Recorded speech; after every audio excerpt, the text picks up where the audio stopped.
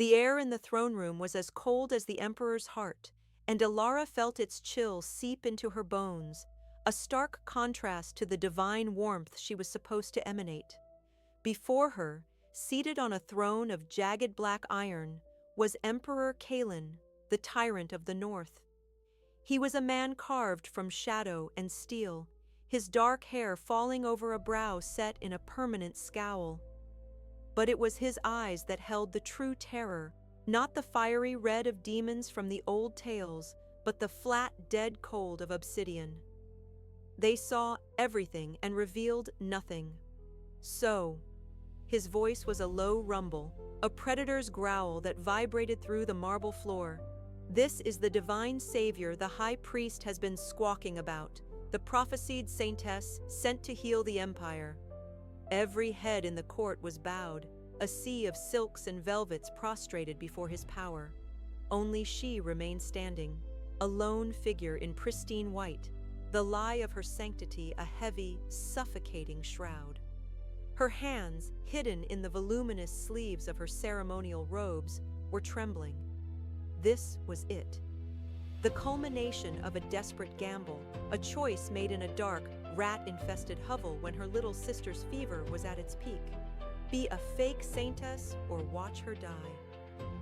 "Your Majesty," she began, her voice carefully modulated to be clear and serene, a stark contrast to the frantic prayer of a desperate impostor screaming in her mind. "I have come to serve the empire and its revered emperor." A corner of his lip curled, a gesture that was too sharp to be a smile. "Serve me, or serve your own ambition?" The last three prophesied saviors were found to be frauds. Their heads now adorn the pikes on the traitor's gate. The threat was not veiled. It was a blade laid against her throat. The high priest, a weaselly man sweating in his ornate vestments, flinched beside her. He was the architect of this farce, but she would be the one to pay the price. "I am not them, Your Majesty," she said, meeting his gaze. It was a risk, but showing fear would be a death sentence. "Prove it." The words were a flat command. "They say a saintess can perform miracles, heal the sick, make the crops grow. I have a legion of sick soldiers and a famine in the eastern provinces. Go, perform a miracle." This was the test she had prepared for. The simple illusions and herbal remedies she had memorized, the tricks of light and persuasion. But she knew a public spectacle wouldn't convince this man. He was too cynical, too intelligent. He saw the strings on the puppets. "A miracle of that scale requires prayer and preparation, Your Majesty," she answered, buying time, her mind racing. "A connection to the divine cannot be rushed." He laughed, a harsh, grating sound that made the courtiers shrink further into themselves. "Convenient." He rose from his throne in a fluid motion that was shockingly graceful for a man of his size and reputation. He descended the dais, his black, military-style tunic making him seem like an avenging god. He stopped directly in front of her, so close she could feel the cold radiating from him. He was a wall of muscle and power, smelling faintly of leather and winter. "I have no time for prayer and preparation," he whispered, his voice a dangerous caress. He reached out and seized her wrist. His grip was like an iron manacle, a brand of ice and fire against her skin. "I need a miracle now, a personal one." Panic, cold and sharp, lanced through her. This was off script. The high priest's meticulous plan was dissolving before her eyes. What does Your Majesty ask?" His obsidian eyes bored into hers, searching, dissecting. "They say a saintess can see the truth of a man's soul. Look into mine, little saintess, and tell me what you see. Tell me a secret no one else could possibly know. Do that, and I might just believe you." He was offering her an impossible task, a trap. What could she possibly say? His soul was a locked fortress. But as she stared into the black depths of his eyes, she saw it. Not with any divine power, but with the sharp perception of a survivor. Beneath the ice, behind the unyielding cruelty, was a flicker, a microscopic ancient pain. And on his left hand, the one not crushing her wrist, she saw a faint, silvery scar tracing the line of his knuckles, almost invisible unless you were looking for it. A defensive wound. Her heart hammered against her ribs, a wild bird in a cage. This was her only chance. She had to weave a story from a single, desperate thread. Taking a shaky breath, she let her own eyes soften, feigning a look of divine pity. "I see. A vow," she began, her voice barely a whisper, meant for him alone. "A vow made in snow and blood. You were just a boy, no older than 10. You held someone's hand as they grew cold." She focused on the scar. "You swore to protect them, but you couldn't, and you have never forgiven yourself." The grip on her wrist tightened, becoming painful. The air crackled with a sudden, violent tension. She had struck something. His jaw was clenched so tight a muscle jumped. The mask of cold indifference had cracked, and for a breathtaking second, she saw the wounded boy he'd been. "You swore you would become so powerful that no one you cared for would ever be taken from you again," she pressed on, the words flowing from a place of pure, desperate instinct. "You built an empire of iron to shield a broken heart." Silence. It stretched for an eternity, thick and heavy. The court held its breath. She had either just saved her life or signed her own death warrant in the most spectacular way possible. Kalen's expression was unreadable, a storm of emotions warring behind his eyes. He stared at her, not as an emperor examining a potential tool, but as a man who had just been stripped bare. Finally, slowly, he released her wrist. The skin was red and throbbing where his fingers had been. He turned his back on her and walked back to his throne. The silence was so profound she could hear the blood rushing in her ears. He sat, his posture once again that of an unmovable monarch. "You will not be sent to the provinces," he declared, his voice once again cold and commanding, but with a new, unsettling undercurrent. The court visibly relaxed, a collective sigh rippling through the room. The high priest looked as if he might faint from relief. But the emperor wasn't finished. "Your talents are too valuable to be wasted on common soldiers," he continued, his eyes locking onto hers again. "You will remain in the palace, here, by my side. I will have a saintess of my own." The words were not a blessing, they were a sentence. He wasn't proclaiming her a savior, he was claiming her as a possession. She had survived the test, but she had walked directly into a gilded cage. He would keep her close, not out of faith, but out of suspicion. He would watch her, test her, and wait for her to make a single mistake. She had charmed the tyrant, but in doing so, she had become his captive. The chambers Kalen assigned her were fit for a queen, not a charlatan from the gutters. Gilded ceilings arched high above, depicting ancient celestial battles. The bed was a mountain of silk and down, and the balcony overlooked the imperial gardens, a masterpiece of controlled beauty. But the opulence was a cage. 2 stoic guards, members of the emperor's elite shadow guard, were posted outside her door at all times. They were not there for her protection. They were her jailers. Days bled into a week of suffocating quiet. Ilara was a ghost in the palace, fed exquisite meals she could barely taste, and dressed in gowns that felt like costumes for a play she never auditioned for. She saw the emperor only in passing, a dark storm cloud moving through the corridors, his presence sucking the air from the space around him. He never acknowledged her, but she felt his eyes on her constantly, a cold, calculating weight that promised she was not forgotten. She was a puzzle he was still working to solve, and she knew he wouldn't rest until he found the piece that didn't fit. The summons came late one evening, delivered by a servant who wouldn't meet her eyes. She was led not to the throne room, but to the emperor's private wing, a part of the palace whispered to be as forbidding as the man himself. The halls here were stark, decorated not with art, but with racks of gleaming weapons and captured battle standards. They were a testament to his conquests, a history written in blood and steel. He was waiting for her in a room dominated by a massive hearth where a fire raged against the encroaching night. He wasn't in his armor or formal tunic. He wore simple black trousers and a loose-fitting gray shirt, the sleeves rolled up to his forearms, revealing the corded muscle beneath. The faint, silvery scar on his hand seemed more prominent in the flickering firelight. He looked less like an emperor and more like a warrior at rest, which was somehow more terrifying. "You've had a week to acclimate to your new life," he said, his voice a low murmur, devoid of its usual public force. He gestured to a chair opposite his. "Do you find your cage comfortable?" She sat, her back ramrod straight.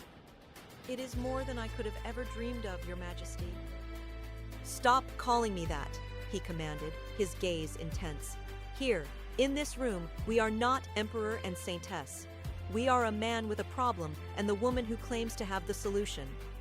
He leaned forward, the firelight casting harsh shadows across his face, making his eyes seem like black pits.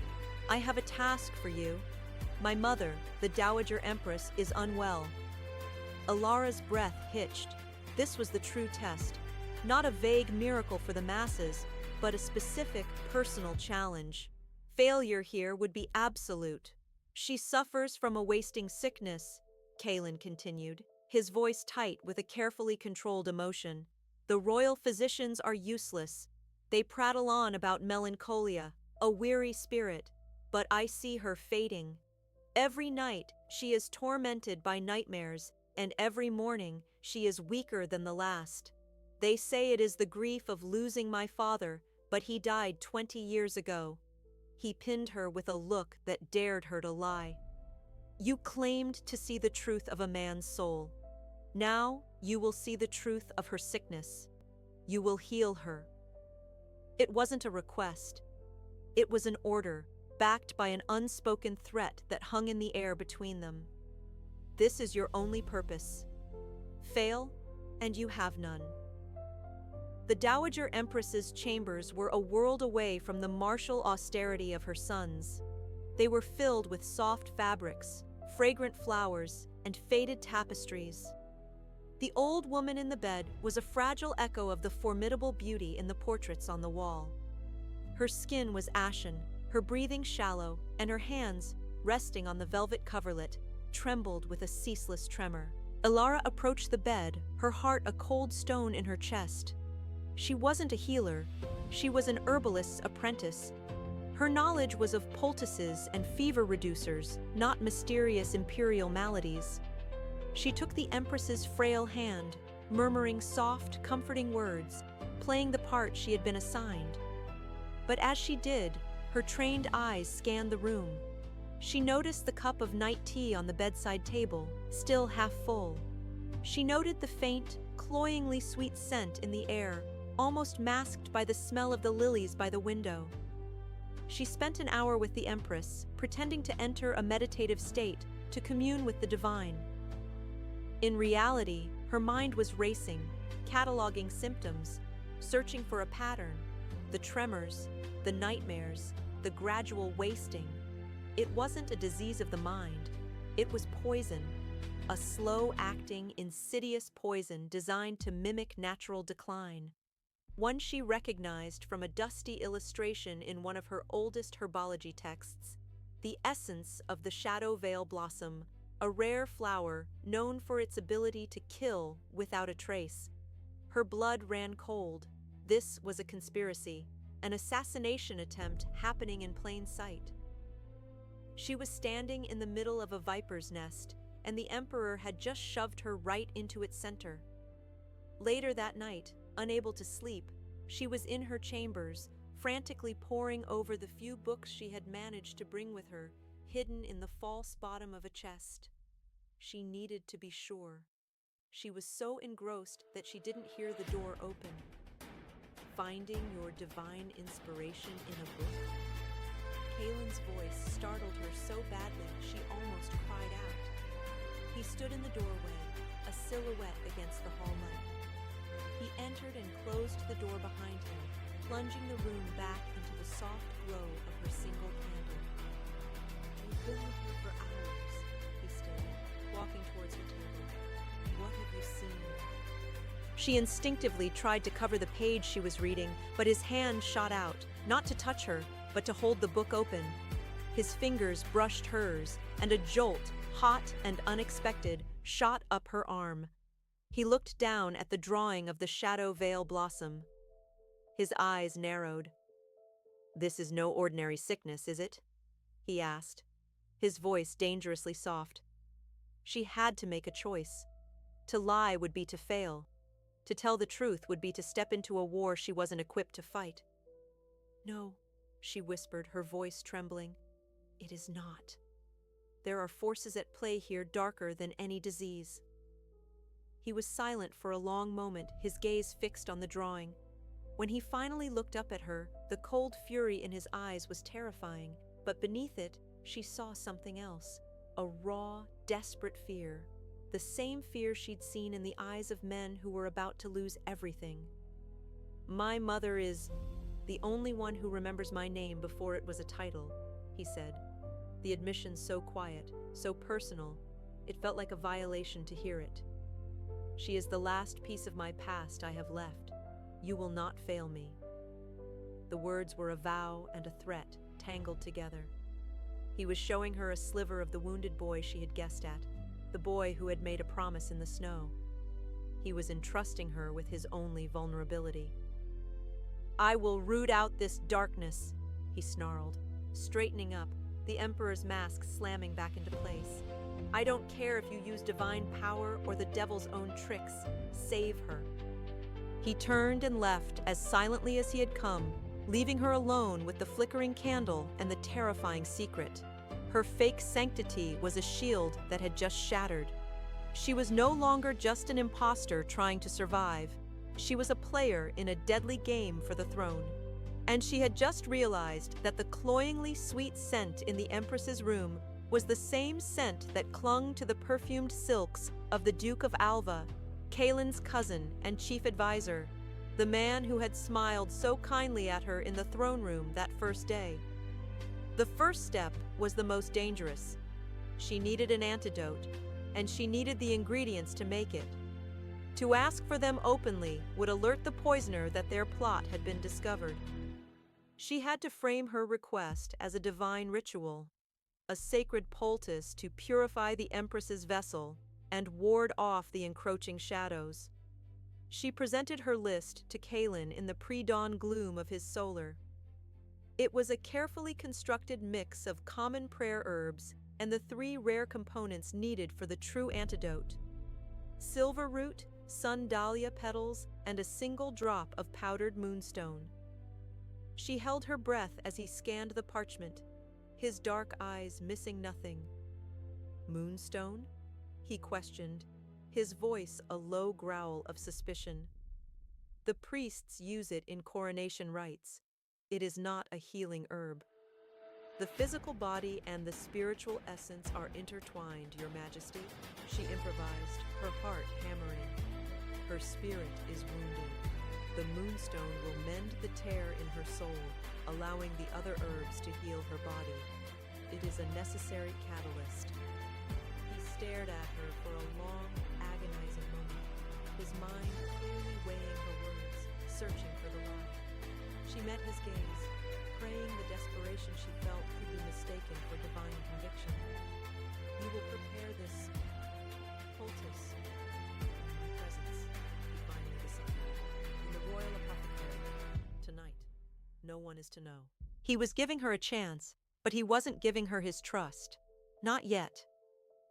The royal apothecary was a silent, cavernous room, its walls lined with thousands of glass jars, each meticulously labeled. The air was thick with the scent of dried herbs, a smell that was usually a comfort to Alara, but now felt suffocating. Kaelin stood by the door like a sentinel, arms crossed over his massive chest, his shadow stretching long and menacing across the stone floor. He had dismissed the apothecaries himself, ensuring they would be completely alone. She worked with practiced hands, her movements precise and efficient. She crushed the silver root with a mortar and pestle, the rhythmic grinding the only sound in the tense silence. She measured the sundalia petals, her focus absolute. This couldn't just look like a ritual. It had to be a perfect formulation. One mistake, one miscalculation, and the Empress would die. And I will follow, she thought grimly. You handle those herbs as if you were born to it, Kaelin observed, his voice cutting through the quiet. A strange skill for a saintess who spends her days in prayer. The divine speaks through many mediums, she replied, not looking up from her work. Through the sun that nurtures the plants, and through the earth that gives them life. To understand them is to understand a piece of the God's creation. It was a plausible, poetic lie. He didn't respond, but she felt his scrutiny lessen, replaced by a grudging curiosity. When the mixture was ready, a thick, silvery paste, she presented it to him. He examined it, then gestured for her to lead the way back to his mother's chambers. They moved through the sleeping palace like conspirators. The Dowager Empress was restless, muttering in a fitful, nightmare-ridden sleep. With a gentleness that seemed at odds with his brutal reputation, Kaelin lifted his mother, propping her against the pillows. Elara administered the antidote, hidden within a spoonful of honeyed water, whispering fake prayers as she coaxed the old woman to drink. Then they waited. Hours passed. The only light was a single candle on the bedside table. Elara sat in a chair, too tense to relax, while Kaelin stood by the window, staring out at the moonlit gardens, a statue carved from granite in grief. The silence was different now, less tense, more shared. They were two people in a vigil, bound by a fragile, secret hope. She looks more peaceful, he said, his voice a rough whisper. It was true. The frantic trembling in the Empress's hands had subsided, and her breathing was deeper, more even. Elara felt a wave of profound relief wash over her. The first dose was working. Kaelin turned from the window, his face etched with exhaustion. The iron mask of the Emperor was gone, leaving behind the face of a terrified son. He walked over to the bed and reached out, his large, calloused hand gently brushing a strand of gray hair from his mother's brow. The gesture was so full of tenderness, so achingly human, that it made Elara's throat tighten. He stood there for a long time, his gaze fixed on his mother. And then his focus drifted, his eyes becoming unfocused, seeing something far beyond the walls of the room. He was lost. The snow was blindingly white, stained with a horrifying splash of crimson. He was 10 years old, and his hands were small, too small to stanch the flow of blood from the gash in his sister's side. Bandits. They had come out of the woods like wolves, and his father's guards had been overwhelmed. He and Lyra had run, but she had tripped. He knelt beside her, the cold seeping through his fine woolen clothes, his tears freezing on his cheeks. "Kale," she whispered, her breath a tiny white cloud. "It's so cold." He had taken her hand, a hand that was already losing its warmth. "I'll protect you," he'd vowed, his voice a child's desperate, breaking promise.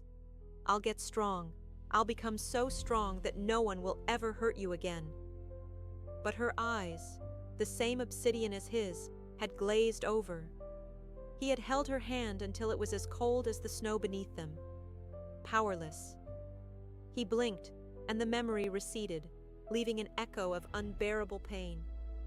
He looked down at his own hand, at the faint, silvery scar on his knuckles from where he'd struck a rock in his helpless rage. He had built an empire on that vow. He had become the monster everyone feared so that he would never have to feel that powerless again. When he looked up, Elara was watching him. There was no pity in her eyes, no revulsion. There was only a quiet, profound understanding. She had seen it, not a divine vision, but the raw, unfiltered truth of his pain, written plainly on his face. She had seen the broken boy. "I couldn't save her," he said, the words torn from a place he kept locked away from the world. It wasn't a confession to a saintess. It was a simple, stark admission of failure from one soul to another. Ilara rose and stood beside him, her presence a small, steady warmth in the cold room. She didn't offer empty platitudes or false divine comfort. She simply looked from the sleeping empress to him. "You can save her," she said softly. The words struck him with the force of a physical blow. It was not absolution, but it was a chance at a different ending. In that moment, she was not a tool, not a fraud, not a saintess. She was the only person in the world who had seen the wound he carried and had not looked away. The first crack in the wall around his heart appeared. A soft knock at the door shattered the moment. It swung open to reveal the Duke of Alva, his face a mask of concerned sympathy. "Kaelin, my boy," the Duke said, his voice smooth as poisoned silk. "I heard the Empress was having a difficult night. I came to see if I could be of any assistance." His eyes flickered to Ilara, then to the empty cup on the nightstand, and a smile, cold and knowing, touched his lips. "I see our new Saintess is already hard at work, performing her miracles." The Duke of Alva's presence filled the room with a cloying perfume and a silent, predatory menace. Kaelin didn't turn to face him. He remained by his mother's bed, a bulwark of shadow and fury, but Ilara saw the muscles in his back tense, coiling like a serpent ready to strike. "Your concern is noted, Uncle," Kaelin said, his voice a flat, cold sheet of ice that could have frozen the fire in the hearth. "But the Saintess and I have the situation under control. You may leave." It was a dismissal that brooked no argument, a king's command wrapped in the thinnest veil of courtly etiquette. The Duke's smile didn't falter, but a flicker of irritation crossed his eyes. He gave Ilara a look that was both an appraisal and a threat, a silent message that he saw her as a new piece on the board, one he hadn't anticipated. He bowed, a gesture of perfect deference that was an insult in its precision. "Of course, Your Majesty, I live only to serve." He backed out of the room, closing the door softly behind him, leaving a silence that was more dangerous than the conversation that preceded it. "He knows," Ilara whispered, the words barely audible. "He suspects." "Let him," Kaelin snarled, finally turning from the bed. The raw fury in his face was terrifying. "He will do nothing overt. He is a snake, not a wolf. He thrives in the shadows, with poison and whispers." He looked at her then, and the fury was tempered by a grim resolve. "Which means you are now his primary target." The next few days were a masterclass in clandestine warfare. Ilara continued to administer the antidote, disguising the doses as blessed water or sacred oils applied during her daily prayers for the Empress.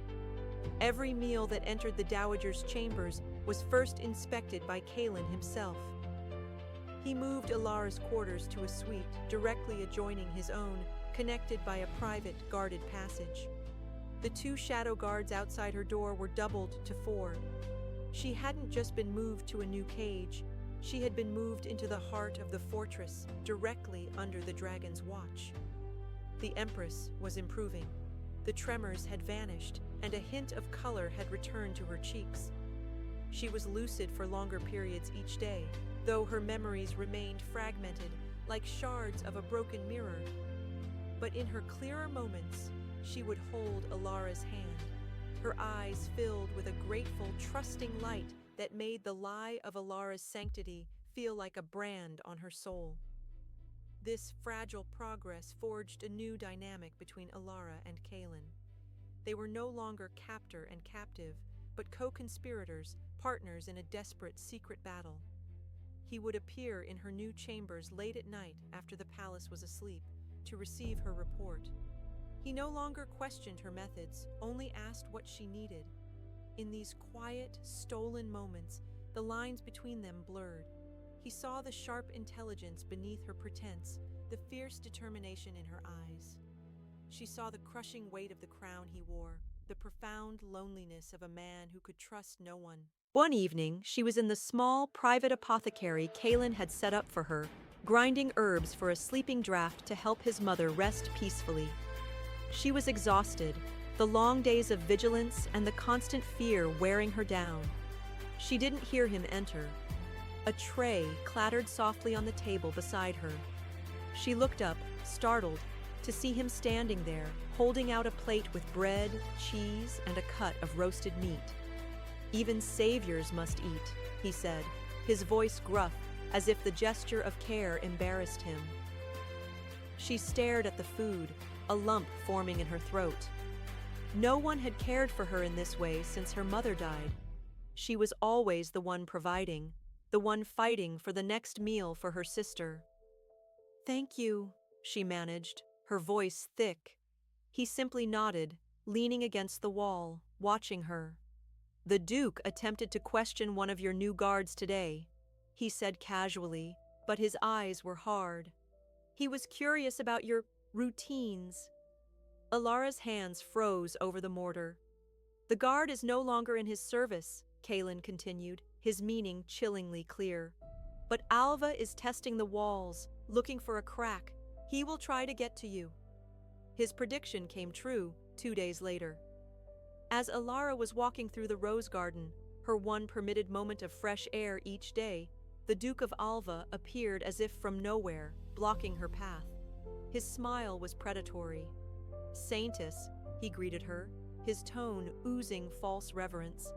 "I am so pleased to see the Dowager Empress's health improving under your divine care. A true miracle." He stepped closer, lowering his voice. "Such devotion. One must wonder what a common girl promises an emperor to gain such immediate favor. And such protection." The threat was clear. He was reminding her of what she was, a fraud, an imposter he could expose at any moment. Her heart pounded, but she lifted her chin, calling upon the serene authority she had perfected.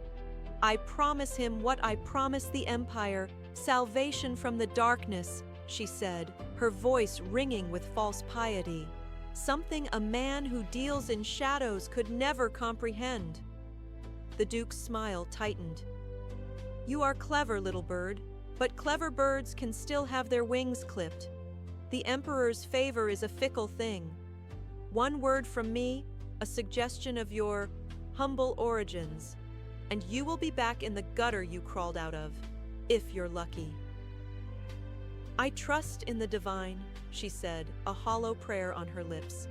"And I trust in power," he hissed, taking another step forward, his hand beginning to lift as if to grab her arm. "Uncle." Kaelin's voice cracked through the air like a whip. He emerged from a nearby archway, his stride long and purposeful, his obsidian eyes fixed on the Duke with murderous intent. He didn't stop until he was standing between them, a living shield.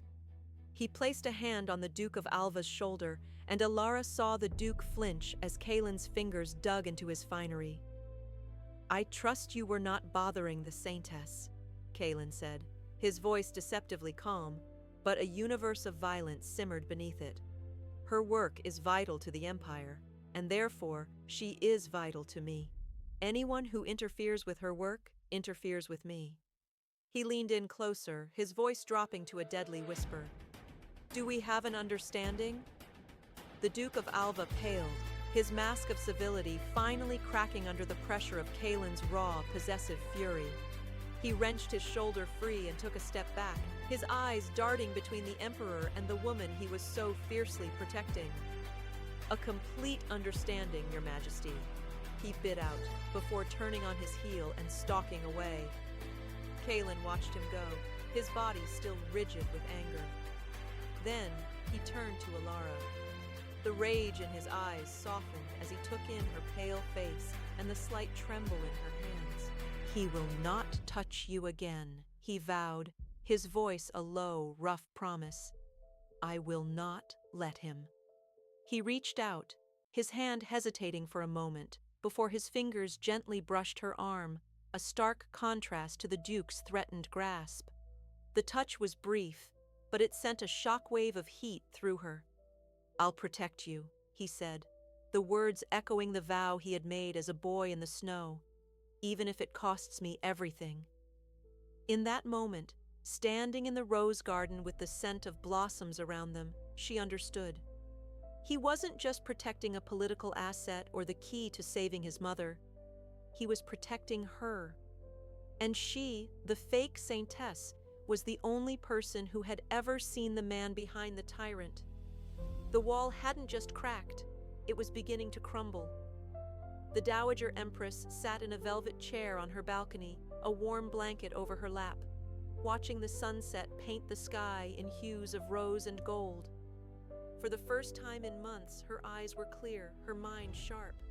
She looked at Alara, who sat beside her, and a soft, knowing smile touched her lips. "My son has not stood so straight in 20 years, she said, her voice a soft, rustling sound like dry leaves. "Not since he lost his sister. He built walls of ice around his heart so high, I thought no one could ever scale them." She reached out and patted Alara's hand. "But you, my dear, you did not scale them. You walked through them as if they were mist." Alara's heart ached with the weight of her deception. This kind woman's trust was a gift she hadn't earned. Before she could respond, Kalen appeared in the doorway, his presence a familiar mixture of shadow and command. But when he looked at his mother and then at Alara, his eyes were unguarded, holding a warmth she had only just begun to believe was real. "The court is assembling for the evening meal," he said. "I was hoping you both might join me." It was the first time he had invited Alara to a formal court function. It was a statement, a public declaration of her place by his side. A knot of dread and exhilaration formed in her stomach. To stand beside him in front of the whole court was to step fully out of the shadows. It was a risk, but looking at his face, at the unspoken promise in his eyes, it was a risk she was willing to take. The grand hall was ablaze with candlelight, the murmur of the gathered nobility silencing the moment the emperor entered. But they did not just fall silent because of him.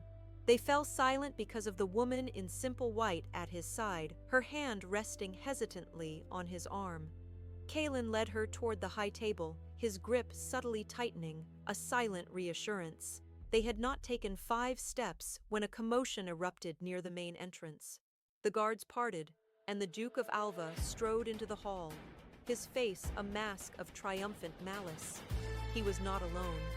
He was dragging a small, terrified figure behind him, a young girl, no older than 8, with wide, frightened eyes and a racking cough that shook her thin frame.